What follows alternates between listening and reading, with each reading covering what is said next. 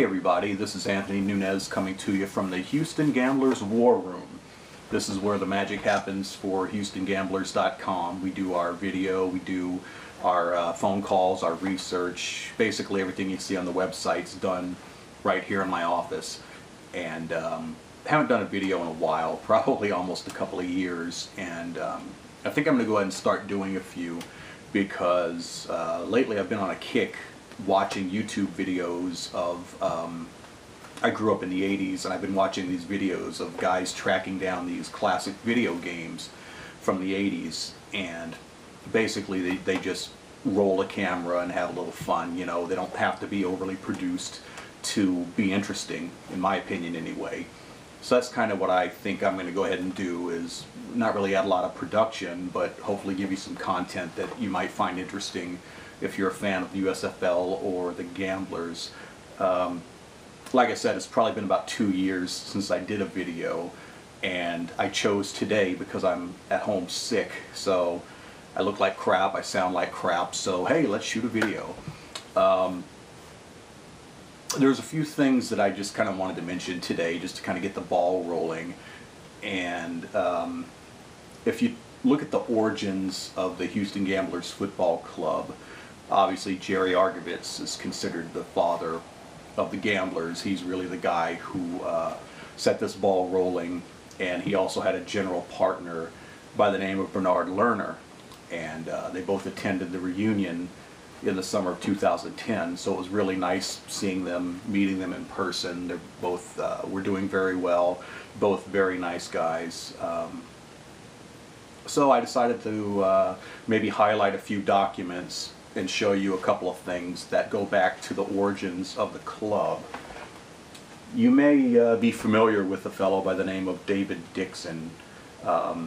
David F. Dixon actually created the USFL. It was his brainchild, and he was from New Orleans. And actually, if you go back to 1966-67, David Dixon had a huge hand in bringing the New Orleans Saints, creating them and bringing them into the NFL.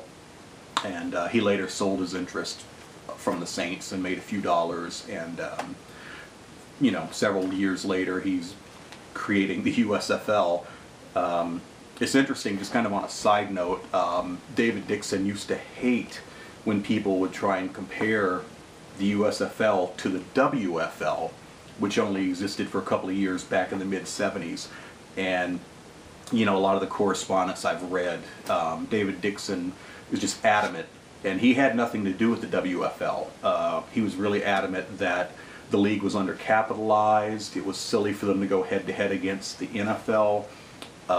He just really hated when people tried to compare the USFL to the WFL. But getting back to the point here, here's a couple of documents from the desk of David Dixon back in 1982, 1983, and these were sent to Jerry Argovitz. The really cool thing about this one in particular, I don't really want to zero in too specifically on the content because a lot of it to this day is considered confidential and personal, but Jerry Argovitz obviously at the time had a green felt tip pen, so it's really easy to see when Argovitz was jotting down a note or signing his name, it would always be in this green felt tip pen. And these documents, which basically, you know, set the ball rolling for establishing the Gamblers, Argovitz has marked them all up and highlighted things with his green pen. And quite frankly, a lot of his scrawlings aren't really much different than you and I when we were taking, you know, studying for a 10th grade English class. It's just, it's kind of funny to see you've got millions of dollars at stake, and Argovitz is just, you know, his notes aren't really any different than ours would be. But, you know, they're loaded with all types of little brainstorming and notes and so forth. So the first document from 1982 is David Dixon telling Jerry Argovitz that he doesn't think they're that far apart. He's talking up the league, he's throwing out a few numbers, he's throwing out a couple of guarantees, and basically a proposal. This is one of the earlier proposals from Dixon, and they would tweak it a bit, change it a bit, and eventually, of course, come to an agreement. Here's another rough draft. You can see kind of the note written across the top, rough draft.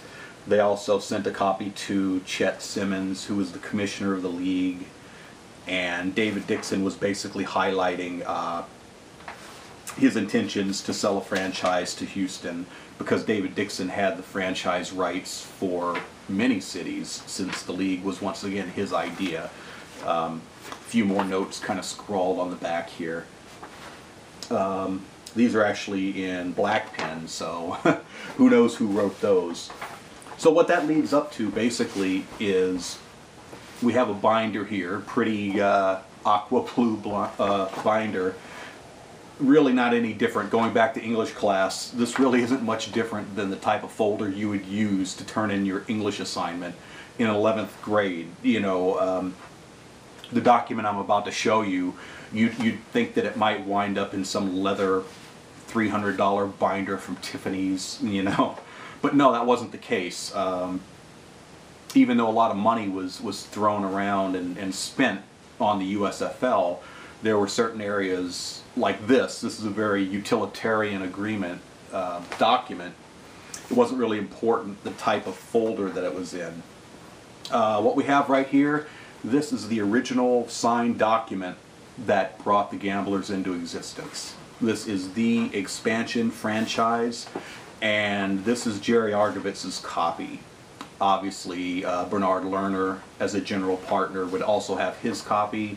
I believe Lebetkin, a third general partner, would probably have a copy, and of course the league would probably have their copy too. So I'm assuming there's probably 4 of these in existence, but this happens to be Jerry Argovitz's personal copy of the expansion agreement with the USFL. And once again, I don't want to really get into too many details because there's so much sensitive information in here. But really the bottom line here is this agreement basically highlights everything from the franchise's territory, how they would conduct an expansion draft, the territory, the schools within the Gamblers' territory, as far as who they were able to pick for their region, how to acquire players, college player selection. It just goes on and on. This is basically everything that you would need to, and some money, to secure your place in the USFL. And here you can see at the bottom we have the signatures of Jerry Argovitz and Bernard Lerner. And there's Jerry with his green pen. It's not the most interesting reading for the typical person, but if you're interested in the Gamblers and you're interested in USFL, this is actually quite the document to have in our archives, because it's just really cool. It's really, I mean, what can you say? I mean, this brought the Gamblers into the league, so we really appreciate having this. There's also plenty of memorabilia out there, and I know you've probably gone to areas in the site where we're trying to document at least a little information about each piece of memorabilia that we're aware of that was created during the Gamblers' time. We don't really get too concerned about memorabilia that's been produced since '85, because Nike, these other, Lee has made t-shirts. You know, there's been other things produced for the Gamblers since 1985. There's really no reason to keep a close eye on that, because it's kind of after the fact. We like to be more in the period. But just a random item I thought I'd show you today is this headband made by an obscure company called Yorkville.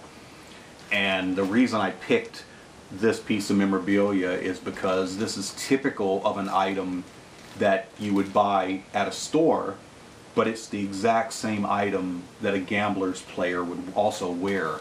You know, this jacket, for example, this is also a retail jacket that you could buy in the Houston area. It's the exact same type of jacket that Jerry Argovitz wore and several other team members, staff members. There was no distinction between a retail item and a team issued item when it comes to a lot of things like this. They just weren't around long enough for there to be this divide between the two. So once again, I talk about provenance all the time. You know, I could take this out of the package and I could say that Jim Kelly wore it. Well, that's a great story. You know, maybe if I lied about it, maybe that would mean something. But typically, you don't want to buy something like this unless you have an ironclad trail of where that item came from, because it makes all the difference when there are no differences between this and the one that, you know, a player wore. Well, maybe one more item that I'll show you real quick is this Houston Gamblers small pencil sharpener helmet.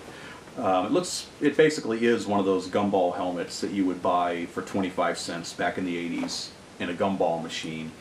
But this one actually has a little pencil sharpener inside, and these were sold at retail stores. They were a little more expensive because of the pencil sharpener, so you wouldn't get this in a gumball machine, but you'd get it at your local Walgreens or other type store like that in the Houston area. They're pretty hard to find. I don't see them show up on the internet that often, and actually I'm really glad to have this. Maybe one day I'll find one still in the package, but who knows. I don't think they really released these in very large quantities. Getting back to the whole provenance thing, it's important that you document where this came from, because once again, the players wore helmets exactly like this, so you want to try and distinguish between retail and what the players actually wore. That's a joke. So I appreciate you hanging out with me today. Like I said, I'll go ahead and do a steady stream of these, and we'll be more content driven than production driven. And maybe next time I see you, I'll tack a different jersey up on the wall for my green screen. One thing maybe I could talk about in the future, because a lot of people have kind of asked me this, is how in the world did you become the Houston Gamblers historian? I mean, what did you do to be that guy? And quite frankly, I mean, I'll just answer the question right now. I just started a website. This was back in early 2008, so it wasn't that long ago, but I noticed that there were no specific gamblers websites on the internet, and obviously it's not going to be a huge website. Not everybody cares about the USFL, but I felt like enough people cared about the USFL and gamblers for it to be worth my while to take my time, my money, my effort to start it. So I did, and it started out you could probably go back to the Wayback Machine and kind of see that it was very basic.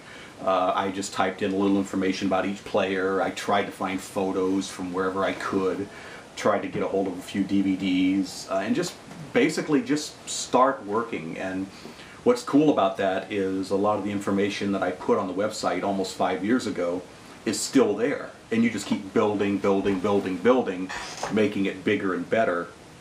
Along the way, you know, people started to find my site, players, owners, coaches, you know, we all know each other now.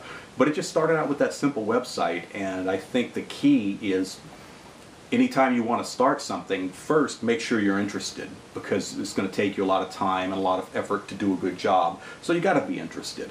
You know, secondly, it's important that you're not getting into a field that's already crowded. And like I said, there were no gambler sites out there already, so I knew I was going to be the only player in that market. So you know, there's green light number 2. And then the third thing is, once again, make sure somebody cares. You know, you can preach to the choir, you could preach to 6 or 7 people around the world, but is it really worth your time to do something that specific? You know, make sure it can't be a market that's been tapped yet, but it's got to be something where people actually have an interest. And you will see that it's worth your time and trouble when you look at your count, you look at the number of people visiting your site. It's really cool to see it grow like that. So I don't want to get too deep into you know, that whole thing, but I just wanted to mention that because I'll talk about that in a future video. And I will say, if you're interested in being a historian, it's not necessarily a formal thing. You know, you can't go to school to be the Houston Gamblers historian. It's something where you just start reading books, you start meeting people, you start spreading your wings and kind of feeling around to see what happens. Find your personal area like that. Next thing you know, you're going to know more about that than most people, and you just run with it. Well, guys, that will probably do it for today. I think my voice is about gone, but if you have any comments, feel free to email me anytime, policefan71@yahoo.com, and I look forward to seeing you guys really soon. Take care.